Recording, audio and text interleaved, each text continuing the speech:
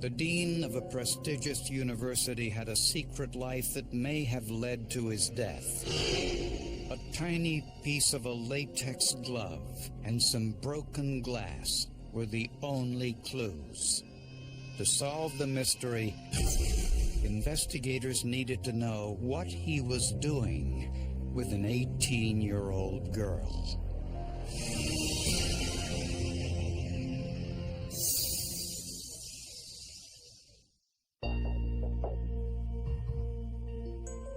For 12 years, students and faculty at Texas Tech University could set their watches by Douglas Miller's schedule.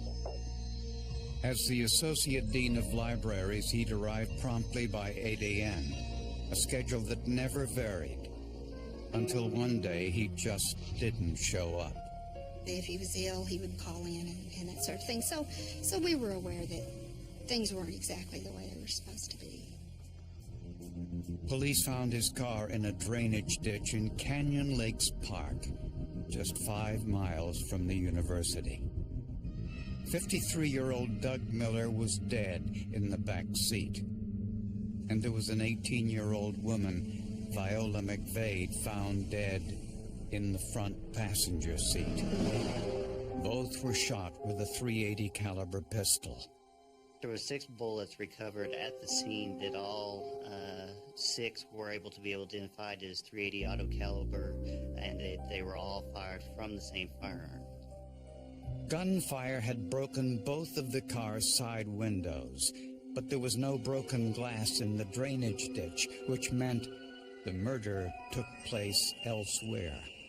It took hours for them to check the ground and the sticks and everything possible around the car before they could even pull the car out of the gully. And after that, they would remove the bodies out. The car was dusted for fingerprints, and the only ones found belonged to Doug and Viola. And investigators soon discovered why.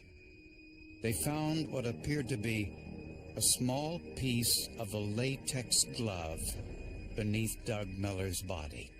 It was the tip of a finger, is what it was. It was less than a half an inch. If the killer was wearing rubber gloves, this was a clear indication the murders were premeditated.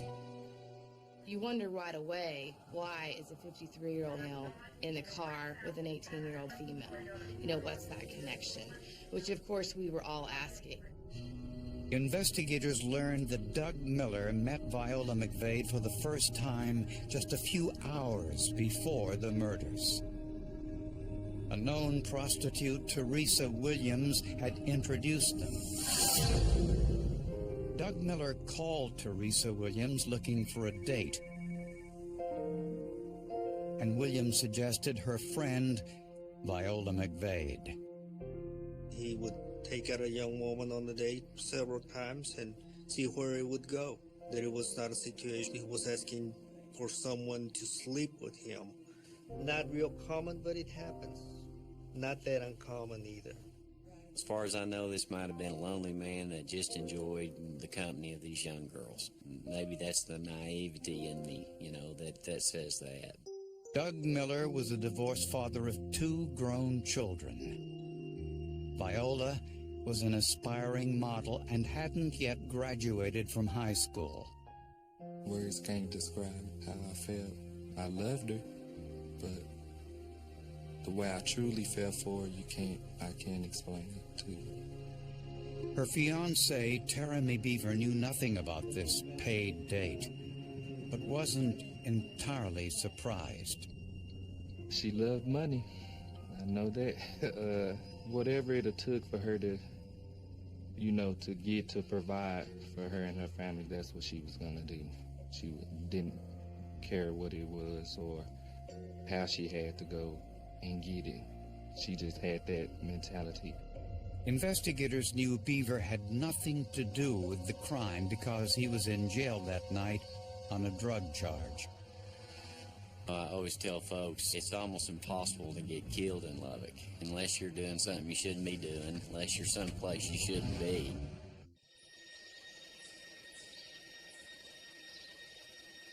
The double homicide of a college dean and a teenage girl was going to be difficult to solve since Doug Miller and Viola McVade were barely acquainted and each had different backgrounds to look into. When questioned by police, Doug Miller's friend said he had no known enemies. Everyone we asked, his friends, his co-workers, were completely shocked. They had no idea why he would have been in this part of town or with this person. In fact, Doug Miller had a reputation as one of the most private and generous people at the university where he worked. He anonymously set up a scholarship for a student assistant in the library. Now, they all knew the scholarship was available, but they didn't know who funded it. And I just always thought that was very interesting, that he had every opportunity to say, put his name on it or say, I did this, but he never did that kind of thing. The crime scene suggested that Doug Miller may not have been the primary target, but that Viola McVade was. I think she had 3 gunshot wounds to the head, very close. She had stippling that was, gunpowder burns that were very close, almost close contact wounds to her head. High-impact blood spatter inside the car on the driver's side proved that Doug Miller was shot in the front seat and then moved to the back seat. With the amount of blood that was in the seat and it being all smeared would indicate that after he was removed from that seat that someone had to sit down in that blood and transfer that blood from the seat to their person.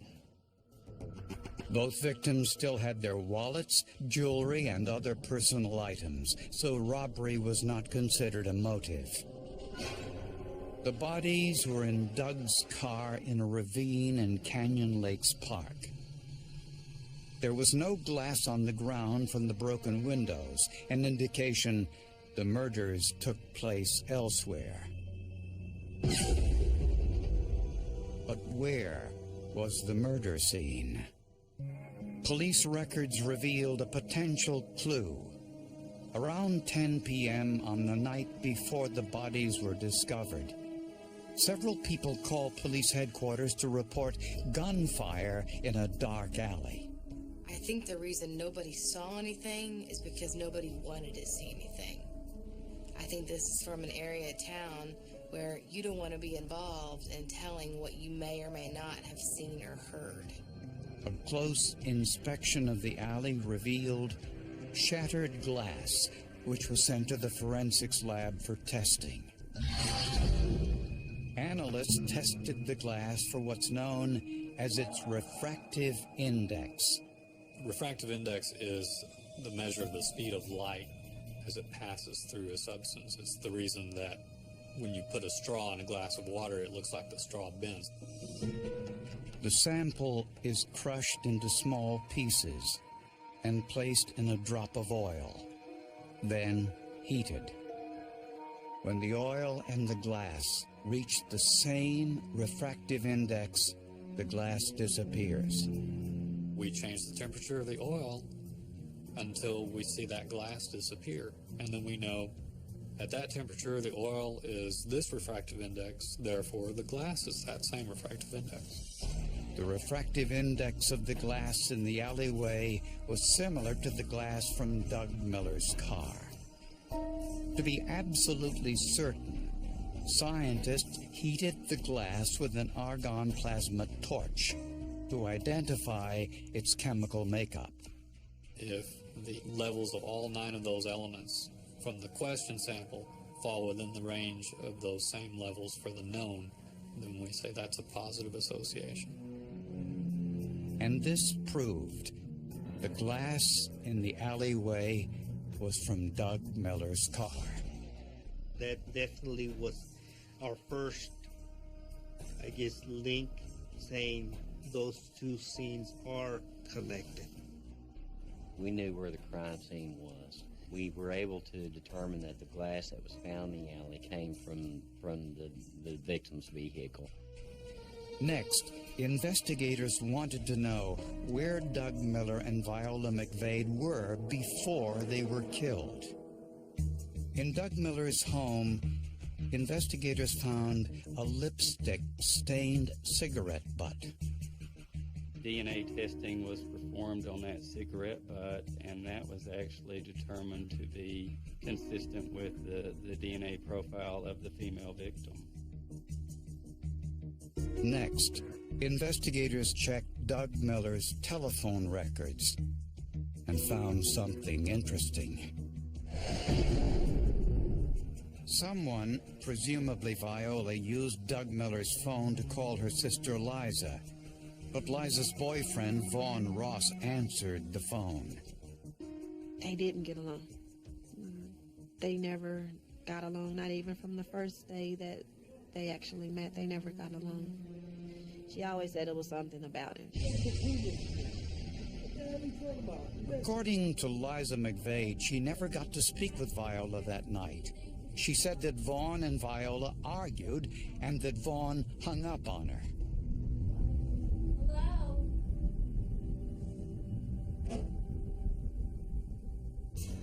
Perhaps the most telling piece of information was that Vaughn Ross's apartment was just 15 feet from the alley where Viola and Doug were murdered. But he wasn't the only person who lived near the alley. So too did Teresa Williams, who admitted she was with the couple earlier in the evening. At that point, she became a very likely suspect, or someone who possibly had more information than what she had relayed to. Well, everybody that has contact with the victims at that night is considered a suspect.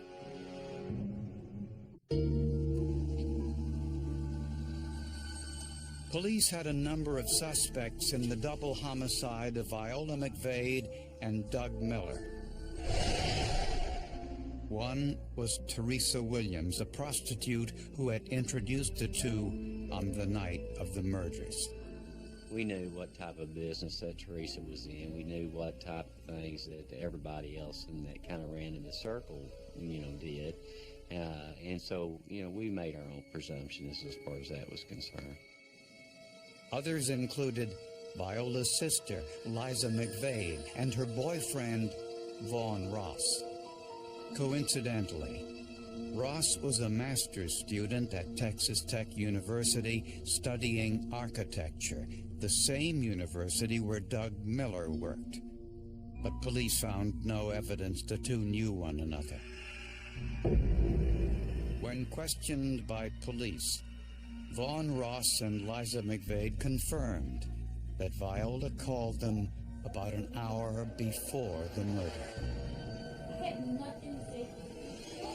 They admitted there was an argument and that Vaughn hung up on her.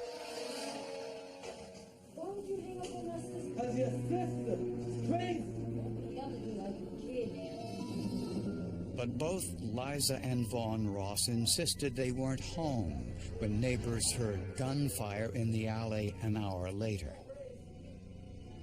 Liza said she left Vaughn's apartment and went home after Viola called.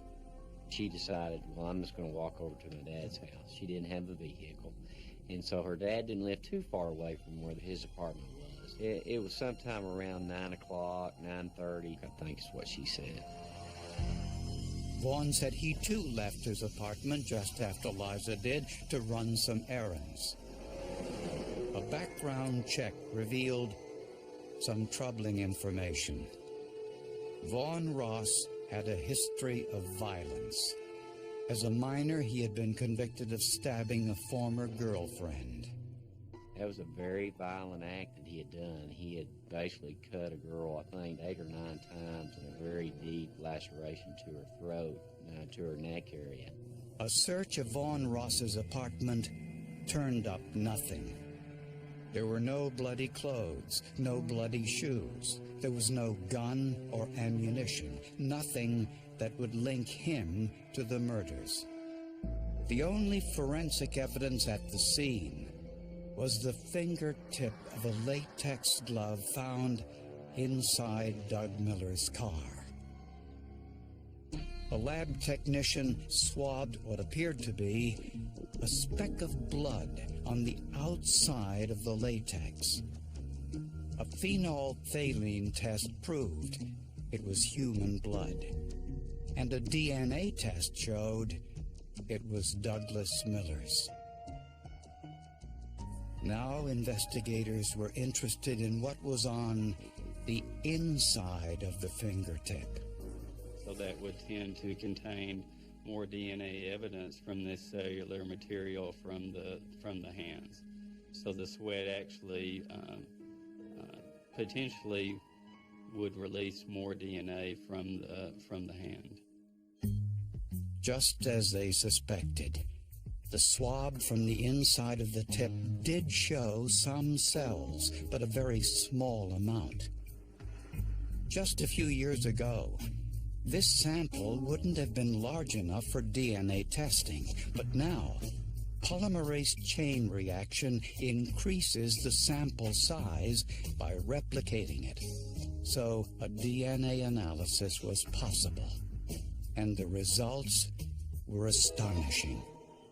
I remember getting a phone call and going, wow, this is awesome. Because to me, that just summed it up for us, and that's what was able to, that kind of sealed the deal. The microscopic skin cells on the inside of the ripped latex glove yielded some surprising news. It had DNA from not one person, but two. The DNA profile from the inside swabbing of the latex glove was consistent with a mixture of the male victim and the suspect, Vaughn Ross. With that small piece of the tip of the latex glove, we were able to place the suspect, Vaughn Ross, in that vehicle. If that match had not been made, somebody would have had to make a decision whether to let us go ahead with what we had or let it be an unsolved case. Vaughn Ross was arrested and charged with 2 counts of first-degree murder for the shooting deaths of Viola McVade and Doug Miller. As Ross was led to the police station, investigators noticed he was wearing a sweatshirt. On a hunch, they confiscated the sweatshirt and sent it to the forensics lab. Days later, I began examining that sweatshirt and found a stain of blood right on the front, right in the chest area of that shirt. It was transferred blood. It was just a small stain where you could tell that that shirt had come into contact with a bloody sword. DNA testing confirmed the blood was Doug Miller's. Somehow, Ross transferred a small amount of Miller's blood onto his shirt.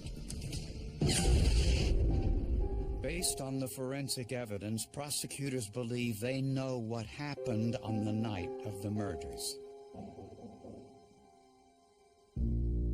Doug Miller wanted company that night, so he asked an acquaintance, Teresa Williams, if she knew anyone who was free. Williams introduced Doug Miller to 18-year-old Viola McVade.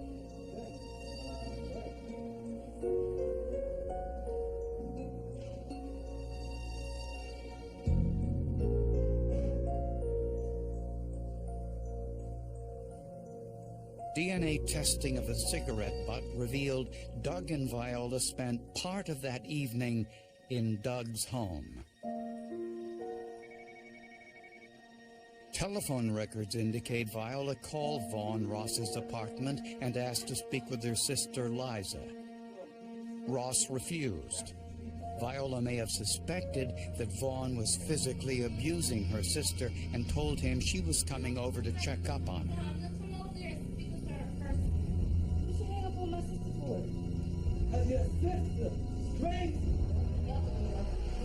Liza left before Viola arrived. I don't think she ever thought in a million years that this was what was going to happen. I think she was just tired of him and she just left. I think clearly he did the act on his own. Prosecutors believe Ross put on a pair of latex gloves, grabbed a semi-automatic pistol, and waited for Viola to arrive. When Doug Miller drove into the alley to drop Viola off, he walked into an ambush. Ross shot Viola 3 times in her head. Then he killed Doug Miller. Glass from Miller's car fell to the street. Forensic testing proved this was the crime scene. As Ross moved Doug's body to the back seat, a tiny piece of the rubber glove ripped. Inside was enough DNA to link Vaughn Ross to the crime.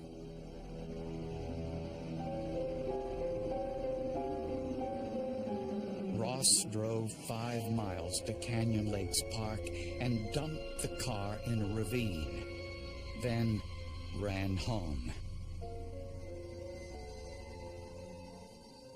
Investigators believe Ross dumped the gloves and the murder weapon in a trash bin along the way. He never realized he left the most incriminating evidence inside the car. I believe the tip of this latex glove was like the nail in the coffin on this case. Ross had a previous conviction for assaulting a previous girlfriend, so he was no stranger to violence. Prosecutors think in this case that Ross's animosity towards Viola McVade was what set him off. I have no doubt in my mind, sitting here in front of you today, that that's the reason that she was killed, is because of this hatred and this ongoing feud. Despite the forensic evidence, Vaughn Ross insisted he was innocent. But this telephone call, recorded in prison before the trial between Ross and his mother, clearly contradicted that. Now, you didn't do that, did you? I might have. I don't know. That's why I need to talk to a lawyer. What you know you may have? It's like I don't remember nothing. That's why I keep saying I need to talk to a lawyer. Oh, Lord. That's about as close. He just couldn't lie to his mom. You know, an innocent person just is going to say, come on, of course not, or no. But it was a long pause, and I might have. I mean, to me, that's as close a confession as you could get. After a 2-week trial, Vaughn Ross was convicted of capital murder and sentenced to death. To let you know it's not a such thing as a perfect crime. It's some kind of evidence somewhere.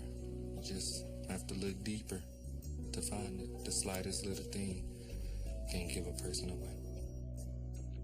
Ross took every precaution he knew about, but it simply wasn't enough.